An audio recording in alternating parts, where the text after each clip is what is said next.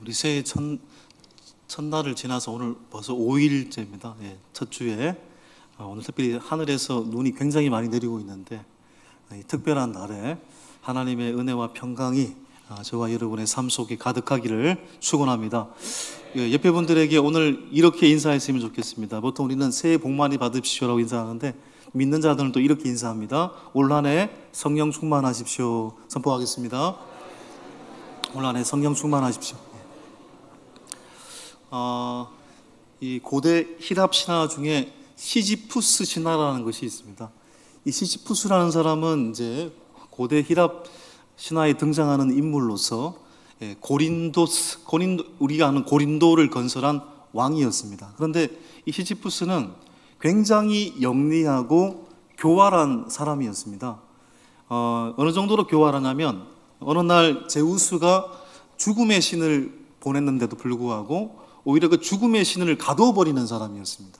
그러니까 말을 진짜 안 듣는 사람이었어요. 결국 나중에 이 제우스 신이 이 시지푸스에게 벌을 내리는데 그냥 죽이면 되는데 죽이지도 않습니다. 어떤 벌을 내리냐면 큰 돌을 산 꼭대기에 들고 올라가게 합니다. 어렵게 돌을 산 꼭대기에 들고 올라가게 해가지고 그 산 꼭대기에서 다시 던지게 합니다. 또 다시 돌을 들고 산 꼭대기에 올라가게 합니다. 그리고 그 돌을 다시 산 꼭대기에서 던지게 합니다. 이 일을 무한 반복하게 만듭니다. 다시 말해서 무의미한 일의 반복이라는 형벌을 허락합니다. 여러분, 우리가 인생에서 가장 어려운 일이 고된 일을 할 때가 아니라 무의미한 일을 반복할 때 우리의 인생이 가장 힘들다라고 말할 수도 있잖아요. 바로 제우스는 시지푸스에게 그런 형벌을 내린 겁니다. 죽음보다 더한 무의미한 일을 반복하게 하는 형벌을 통해서 고통을 받게 하죠. 자, 그런데 유명한 이방인이라는 소설로 유명한 이 알베르 까미라는 사람이 시지푸스 신화라는 책을 썼습니다. 시지푸스 신화라는 책에서 다른 해석을 끄집어냅니다. 무슨 얘기냐면 시지푸스가 한 일이 무의미한 일의 반복이지만 오히려 그 무의미한 일의 반복으로 부조리한 세상을 이겨냈다, 이렇게 해석을 합니다. 그러니까 까미가 말하기는 이 세상은 부조리한 세상이고 이 부조리한 세상에서 세상을 이기기 위해서는 돌을 끄집어서 산꼭대기에 올라가게 하고 거기서 던지는 그 무한 반복의 일을, 세상 사람들이 보기에는 무의미한 반복의 일을 오히려 반복함으로써 부조리한 세상을 이겨낼 수 있다, 이렇게 해석을 합니다. 여러분, 성경에 보면은 가장 부조리한 세상 속에서 살았던 사람이 누구였을까요? 부조리한 현실에 직면했던 사람, 대표적인 사람이 누구였을까요? 가장 고통받았던 사람, 이유 없이 욥 아닙니까? 욥은 어떻게 보면 동방의 의인이라고 불렸던 사람이고 욥만큼 의인이 없었다고 얘기를 하잖아요. 그런데 어느 날 그는 정말 부조리한 현실에 직면합니다. 사랑하는 자식들을 다 잃어버리죠. 그리고 부자였는데 그 모든 재산이 하루아침에 날아갑니다. 심지어는 자신의 발바닥부터 정수리까지 온몸에 악창이 납니다. 이 부조리한 현실에 직면해서 욥은 얼마나 고통을 겪었습니까? 심지어 욥의 아내가 이 부조리한 현실을 직면한 욥을 향해서 뭐라고 했습니까? 하나님을 욕하고 죽어버리라, 이렇게 얘기했습니다. 그리고 욥을 위로하러 왔던 세 명의 친구는 위로하기는커녕 욥의 마음을 긁어내죠, 오히려.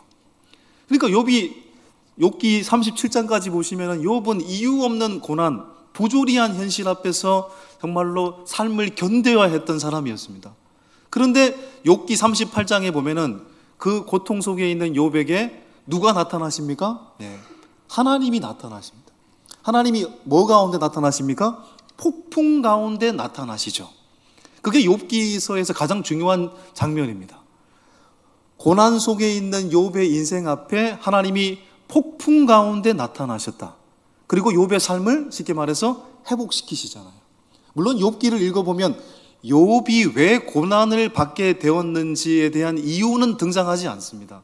근데 중요한 것은 폭풍 가운데 나타나신 하나님의 현현을 통해서 욥은 인간이 알 수 없는 하나님의 신비를 알게 됩니다. 그러면서 결국 욥기가 주는 교훈이 뭐냐면 부조리한 현실 속에서 우리가 견뎌야 될 이유는 하나님이 언제나 너 뒤에 함께하고 계시고 하나님의 현현이 언젠가는 나타나기 때문에 너희는 견딜 수 있다는 거죠. 쉽게 말해 무의미하게 이유 없이 견디라는 것이 아니라 성도는 하나님의 현현을 바라보며 오늘을 인내하는 존재다. 바로 이것이 성도의 삶이라는 거죠. 성경에 보면 또 다른 부조리한 현실 속에 직면했던 사람이 있습니다. 바로 그 사람이 오늘 본문의 주인공인 다니엘입니다. 다니엘은 BC 605년도에 살아가는 조국 유다가 바벨론에 의해서 1차 멸망을 당할 때 바벨론으로 끌려갔던 사람이었습니다. 그래서 다니엘서 1장에서는 다니엘의 나이가 한 15세, 17세였거든요. 오늘 다니엘서 12장은 다니엘의 나이가 90세입니다. 그러니까 70년이 넘는 세월 동안 쉽게 말해 나라 없이 부조리한 현실 속에서 다니엘이 계속해서 던졌던 질문이 있습니다. 마음속에 내면의 질문이 있습니다. 그 질문이 뭐였을까요? 다니엘서 12장 6절 송구 영신님 때도 말씀을 나눴죠. 어떤 질문을 던졌습니까? 이 놀라운 일의 끝이 어느 때까지입니까?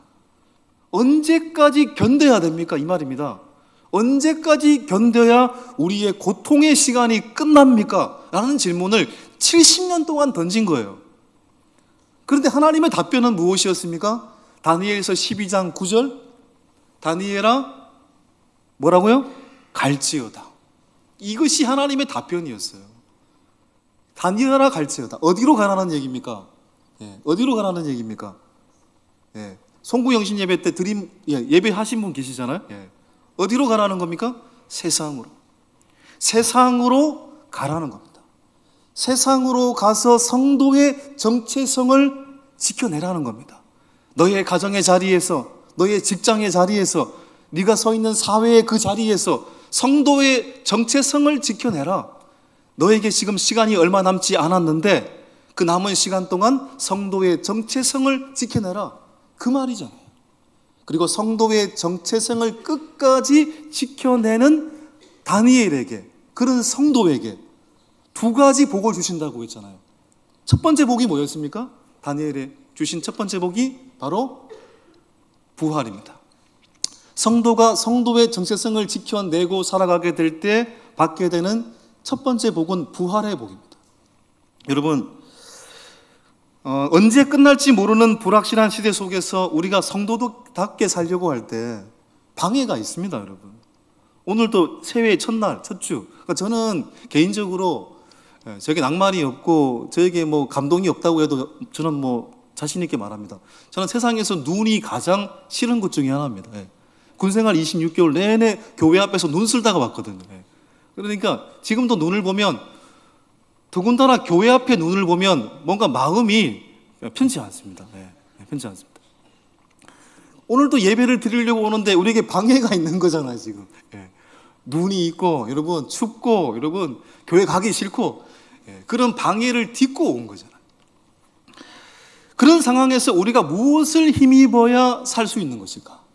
여러분, 성도의 삶은 성경에서 보면은 교회를 다니기만 하면 원하는 것이, 모든 것이 잘 될 거야. 과연 그럴까요? 신명기 28장의 말씀처럼 예수님을 믿으면, 주님을 믿으면 세상에 받을 복 우리가 다 받게 될 거야. 명예의 복, 재물의 복, 건강의 복 우리가 다 받게 될 거야. 이게 사실일까요? 여러분, 그렇게 사는 사람도 있겠으나 그렇지 못할 때도 있잖아요. 그런 복을 받을 때도 있으나 그런 복을 받지 못할 때도 있잖아요. 세상의 복을 받을 때도 있으나 세상의 복을 받지 못할 때도 있잖아요. 여러분, 성경을 보세요. 다니엘의 세 친구는 다니엘 3장에 보면은 풀무불에 들어가도 죽지 않았습니다. 오히려 그 풀무불에 하나님과 같이 보이는 사람이 함께 거해서 풀무불에서 녹지 않았죠. 그런데 대부분의 초대교회 성도들은 풀무불에서 죽었습니다. 다니엘은 다니엘서 6장에서 사자굴 속에서 살아났죠. 그런데 초대교회 성도들의 대부분은 어떻게 됐을까요? 화형장에 끌려가고 짐승이 물어뜯는, 여러분, 그 광활한 노천 경기장에 들어가서 짐승의 밥이 되고 맹수의 밥이 되죠. 초대교회 이 교부였던 서머나의 폴리카 같은 사람, 이그나티우스 같은 사람은 화형을 당하고 짐승의 밥이 됐습니다. 그러면 한쪽은 믿음이 강하고 한쪽은 믿음이 약했을까요? 아니죠. 하나님이 우리에게 주시는 진짜 복은 이 세상에서 얻는 복이 아니다는 것. 이 세상에서는 그 복을 받을 수도 있고 받지 않을 수도 있으나 하나님이 성도에게 허락하시는 복은 따로 있다는 겁니다. 그게 뭡니까? 다니엘서 12장 2절. 자, 읽어보겠습니다. 시작. 땅의 티끌 가운데에서 자는 자 중에서 많은 사람이 깨어나 영생을 받는 자도 있겠고 수치를 당하여서 영원히 부끄러움을 당할 자도 있을 것입니다. 우리는 다 부활합니다. 그런데 요한복음에도 비슷한 말이 등장하죠.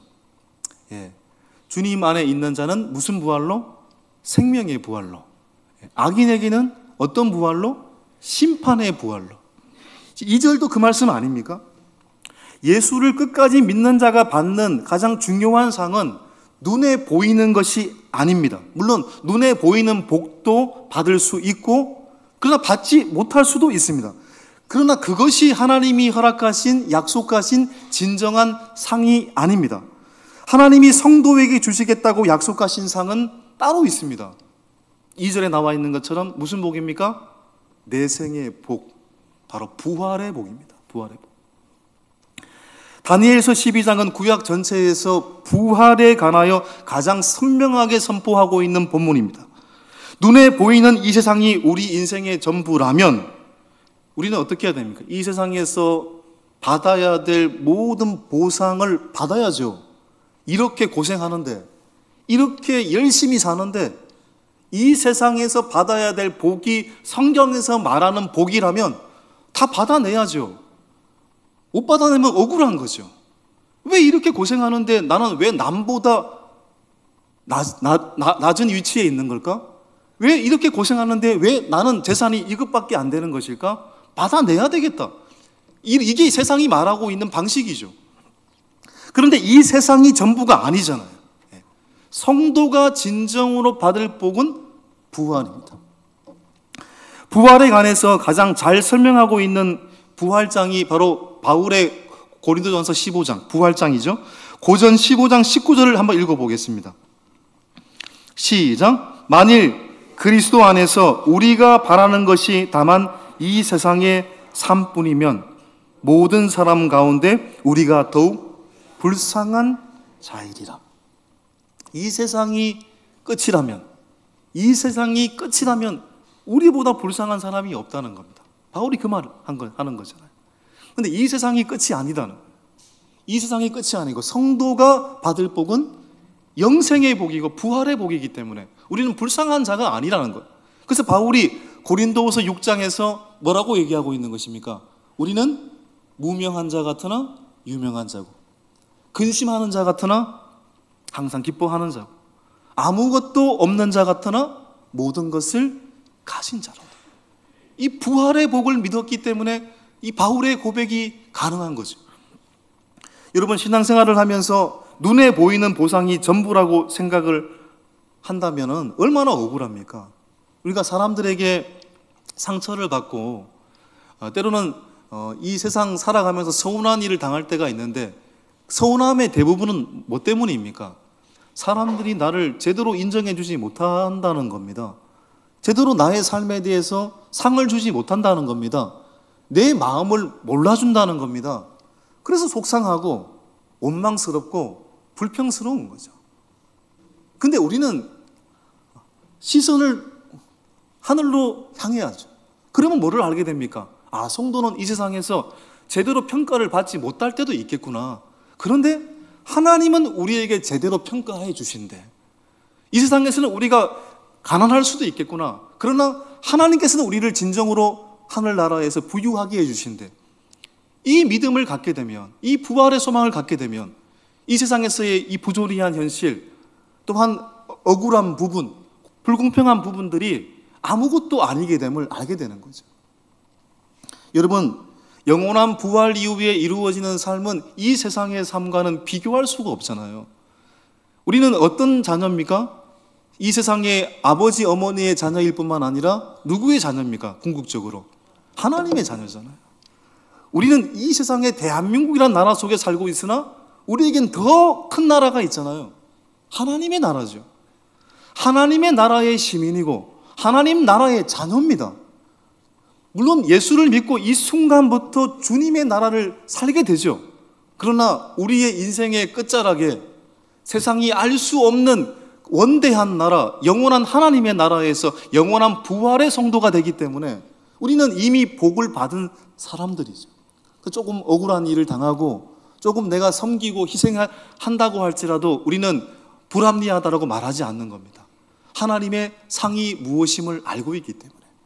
사랑하는 여러분, 올 한 해 어떤 길을 걸어가든지 여러분들은 주님의 자녀입니다. 하나님의 자녀입니다. 여러분의 나라는 하나님의 나라입니다. 그리고 여러분들은 이 세상에서부터 주님의 나라를 살아가지만 여러분에게는 영원한 생명, 부활이 예비되어 있습니다. 그 믿음으로 이 한 해를 살아가실 수 있는 은혜가 있었으면 좋겠습니다. 바로 다니엘에게 주셨던 성도로서의 정체성을 지켜나갈 때 주셨던 복은 부활의 복이었습니다. 두 번째, 성도로서 정체성을 지켜나갈 때 주님의 기쁨으로 살게 되었을 때 다니엘에게 허락하신 두 번째 상은 뭐였을까요? 자, 읽어보겠습니다. 성도가 받을 두 번째 상은 하나님의 인정입니다. 하나님의 인정. 여러분, 사람이 나를 인정해도 얼마나 좋아요. 아버지 어머니가 저를 인정해도 저는 얼마나 기쁜지 모르겠어요. 성도가 목사님 참 말씀에 은혜 받았습니다. 이 말 아무것도 아니고 저는 이 말 별로 좋아하지는 않는데 이 말을 들었을 때 성도가 어떤 의도로 말했는가를 내가 알기 때문에 너무너무 내 마음이 기쁘죠. 어떤 의미에서는. 또 성도에게 따뜻한 말 한마디를 건네고 수고해서 고생해서 인정해 주었을 때 그것도 우리에게는 얼마나 큰 힘입니까? 그런데 하나님이 우리를 인정해 주신대요. 하나님이 우리에게 상 주신대요. 이것보다 더한 여러분 위로가 어디 있습니까? 다니엘에게 하나님은 인정해 주셨어요. 물론 두 가지 측면으로 인정해 주셨어요. 첫 번째는 지혜로운 자라고 지혜 있는 자라고 다니엘을 평가해 주셨습니다. 자, 보십시오. 다니엘서 12장 3절 다시 보겠습니다. 시작. 지혜 있는 자는 궁창의 빛과 같이 빛날 것이요 많은 사람을 옳은 대로 돌아오게 한 자는 별과 같이 영원토록 빛나리라. 여기서 지혜 있는 자, 많은 사람을 옳은 대로 돌아오게 하는 자, 똑같은 말이죠. 다니엘을 향해 지혜 있는 자라고 말하고 있습니다. 지혜 있는 자. 참 지혜로운 자야 너는. 너는 많은 사람을 옳은 대로 인도한 자야. 엄청난 극찬입니다, 여러분. 여러분, 누구를 향한 말입니까? 다니엘을 향한 말이고요. 다니엘처럼 끝까지 성도의 정체성을 지켜냈던 그 시대의 유대인 포로들을 향한 말이고요. 지금 21세기 2025년도에 주님 말씀 뜻대로 살기 위해 오늘 또 아둥바둥 성도의 정체성을 지켜내려고 하는 우리들에게 하시는 말씀인 거죠. 여러분, 하나님은 다니엘을 지혜로운 사람이라고 부르고 있습니다. 그 지혜 때문에 다니엘은 많은 사람을 옳은 대로 인도했습니다. 여러분, 다니엘은 세상에 많은 것을 누릴 수 있었잖아요. 다니엘의 인생을 보면은 지금 이 90세 나이쯤 됐던 이 시절을 의미하는 건데 다니엘이 바벨론 와가지고 여러분 사실은 성공을 했습니다. 어디 자리까지 올라갔습니까? 다니엘은 바벨론이 멸망하고 바사 제국이 들어서서도 그 바사 제국에 뭐가 됩니까? 총리가 됩니다. 총리가. 국무총리가 됩니다. 국무총리면 여러분 할 거 다 할 수 있는 자리잖아요. 근데 다니엘은 그 자리에서 자신의 안녕을 위해서 살아가지 않았습니다. 끝까지 바보스러울 만큼 신실하게 이 땅을 살아냈습니다. 왜요? 지혜로운 사람이었기 때문에. 우리는 때로는 이 땅을 살아가면서 하나님을 섬기는 것이 엄청난 희생이라고 생각을 할 때가 많습니다. 오늘 청지기 우리가 임명을 하고 새롭게 시작하는 한 주니까 저는 이제 이 말을 가장 좋아합니다. 주님이 주어이시고 성도가 동사가 되는 삶. 우리는 동사죠. 주어는 주님이시죠. 우리는 주님이 움직이는 동사입니다. 예. 근데 그러다 보니까 때로는 지칠 때가 있죠. 제가 이제 4주 전에 이건 제가 가르쳤던 제자니까 제가 말할 수 있습니다. 어느 날 와가지고 저하고 얘기를 한 2시간 했습니다. 결론은 이런 말입니다. 목사님, 제가 이렇게 고생을 했는데 교회에서 해준 게 뭡니까? 예. 제가 이렇게 봉사를 했는데 목사님이 저한테 해준 게 뭡니까? 이렇게 질문을 던졌어요. 그 순간 두드려 패고 싶었는데 그러면 안 되잖아요. 제가 두드려 맞을 수도 있으니까요. 제가 말을 안 했습니다. 이건 지금 멈출 때다. 지금은 봉사할 때가 아니고 예배할 때고 지금은 쉼을 누릴 때다. 그냥 그때라는 걸 제가 직감을 했습니다. 고생했는데 그렇게 생각하면 안 된다. 안 된다. 그런데 지금은 지쳐 있을 때니까 멈추고 예배만 해라. 그렇게 결론을 맺었습니다. 우리가 희생을 당한다고 생각합니다. 예배를 드리는 게 시간 낭비라고 생각합니다. 여러분 정말 그럴까요? 정말 희생하는 걸까요, 우리가? 정말 우리가 섬기는 것이 우리가 시간 낭비하는 걸까요? 전혀 그렇지 않습니다. 전혀 그렇지 않습니다. 여러분 이 예배를 드리고 시간 낭비하고 있습니까? 예배를 드리면 누구 좋은 겁니까? 하나님 좋은 겁니까? 여러분 좋은 겁니까? 여러분이 좋은 거죠. 여러분이 좋은 겁니다. 여러분이 섬기실 때 여러분 하나님 좋으신 겁니까? 쉽게 말해서 궁극적으로 말하면 여러분 좋은 겁니다. 여러분이 섬기고 여러분이 봉사하고 여러분 그런 사람에게 어떻게 말씀하십니까? 지혜로운 자라고 평가하시잖아요. 그러니까 어떻게 보면 희생하고 섬기고 봉사하는 사람이 더 이기적인 사람이에요. 왜요? 진짜 받을 상을 알고 있는 것이기 때문에요. 진짜 상이 무엇인지를 알고 있는 것이기 때문에요. 세상의 인정이 아니라 하나님의 인정이 진짜 상이라는 것을 알고 있는 사람이니까 더 이기적인 사람인 거죠. 좋은 의미에서. 여러분이 어떤 길을 걸어가시든지 하나님 앞에서 예배하고 섬기고 봉사하고 희생하는 게 아닙니다, 여러분. 여러분이 오히려 복받는 길인 겁니다. 여러분이 오히려 형통할 수 있는 길입니다. 여러분이 오히려 평강할 수 있는 길입니다. 오히려 하나님께서 여러분들을 인정하시는 길인 것입니다. 올 한 해 다니엘처럼 하나님을 섬길 때 바로 하나님이 여러분을 인정하신다라는 것, 지혜로운 자라고 평가하신다라는 것, 여러분 그거 바라보시면서 올 한 해 희생이 아니라 섬김이 아니라 내 좋은 길이구나라고 여기면서 걸어갈 수 있는 이 한 해가 되었으면 좋겠습니다. 여러분 하나님의 인정, 지혜로운 자, 하나님의 인정에는 또 뭐가 있습니까? 다니엘에게 이렇게 평가하고 있습니다. 별과 같은 존재가 되게 할 것이다. 그렇죠? 별과 같이 영원토록 빛나게 할 것이다. 여러분 아까 지혜로운 자가 하나님의 인정의 보편적인 평가라면 별과 같이 될 거라는 말은 다니엘을 향한 개인적인 평가입니다. 개인적인 평가. 여러분 별과 같은 존재가 되리라고 이 표현하신 내용이 무엇인지 정확하게 우리는 와닿지 않지만 다니엘은 별이 된다라는 의미를 정확하게 알고 있었어요. 다니엘아, 별과 같이 될 거야. 이게 무슨 의미입니까? 다니엘의 삶 전체를 인정하시겠다는 얘기잖아요. 너는 이 어두운 하늘에 별과 같은 존재가 될 거다. 다니엘의 인생 전체를 인정해 주시겠다는 얘기입니다. 자, 보십시오. 3절을 다시 여러분 그 후반부에 중점을 두고 한번 읽어볼까요? 지혜 있는 자는 궁창의 빛과 같이 빛날 것이요 많은 사람을 옳은 대로 돌아오게 한 자는 별과 같이 영원토록 빛나리라. 너는 별처럼 영원토록 빛나게 될 거야. 무슨 축복이 이렇습니까? 너 잘 먹고 잘 살게 될 거야. 너 좋은 자리에 앉게 될 거야. 너 유명한 사람 될 거야. 이 말이 아니고 너 별처럼 별과 같은 존재가 될 거야. 이런 축복이 뭔 의미입니까 도대체? 여러분 이것은 다니엘의 전체의 삶을 보면 알 수 있습니다. 다니엘의 삶은 어둠 그 자체였잖아요. BC 605년도에 나라 없이 바벨론으로 끌려와가지고 70년 동안 나라 없이 바벨론에서 식민지의 삶을 살았잖아요. 그 삶 전체가 어둠이었습니다. 그런데 그 어두움과 같은 바벨론 포로 속에서 다니엘은 어떤 삶을 살았습니까? 어둠에 잠식당하지 않았습니다. 캄캄한 어둠 속에서 치열하게 영적 전투를 하며 살았잖아요. 세상 속에 있지만 세속의 가치관에 물들지 않았잖아요. 그가 바사의 총리가 되었을 때도 그 총리의 자리에서 하고 싶은 거 다 할 수 있잖아요. 그런데 그 힘을 군림하지 않았습니다. 총리가 되었을 때도 다니엘은 어떤 방식으로 살았을까요? 기도라는 방식으로 끝까지 살아냈잖아요. 그게 다니엘이 어두운 세상 가운데 별처럼 살게 된 그런 모습인 것입니다. 캄캄한 어둠 속에서 치열하게 영적 전투를 하며 살았던 다니엘에게 위로가 되는 것이 늘 있었는데 그게 뭐였을까요?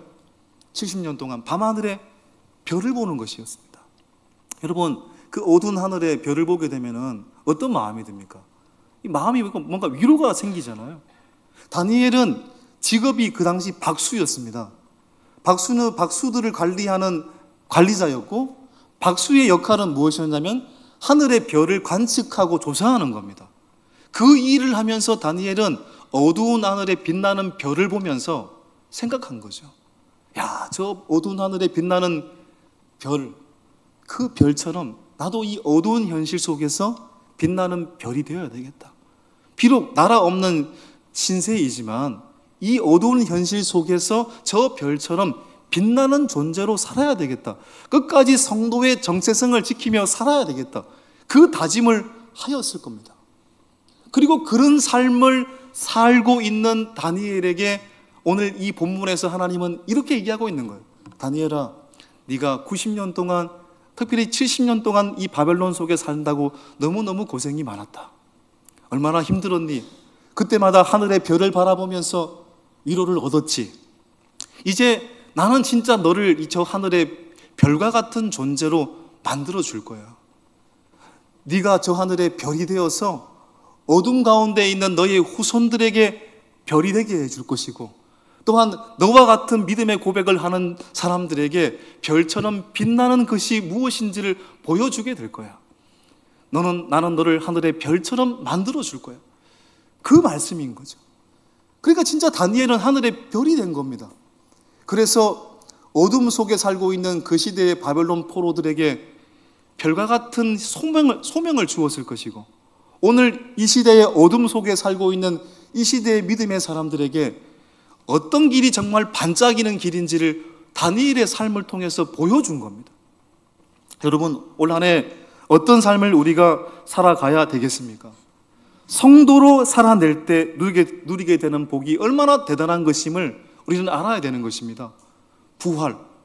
우리는 이 땅에서 멈추지 않고 영원한 생명의 인생을 살아가게 되는 백성이 될 줄 믿습니다. 이것이 우리에게 얼마나 위로가 됩니까?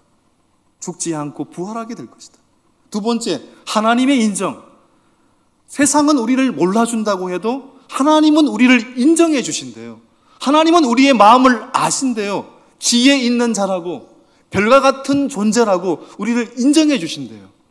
그 위로 바라보면서 살아가게 될 때 이 한 해를 넉넉히 이길 수 있지 않겠습니까? 올 한 해 어떤 길이 우리에게 펼쳐진다고 할지라도 성도로서의 정체성을 지켜내는 이 한 해가 되기를 간절히 소망합니다. 많은 사람을 옳은 대로 인도하는 지혜로운 자들이 되기를 소망합니다. 저 하늘의 별처럼 빛나는 존재가 되기 위해서 주님의 기쁨으로 살아내는 하나님의 사람들이 되기를 간절히 소망합니다. 그럴 때 부활이 여러분에게 진정한 복이 될 것이고, 여러분의 인생은 저 하늘에 빛나는 별처럼 빛나는 존재로 하나님께서 세워주실 줄 믿습니다. 그런 인생 살아가시는 2025년도 될 수 있기를 간절히 축원합니다. 552장 함께 찬양하겠습니다.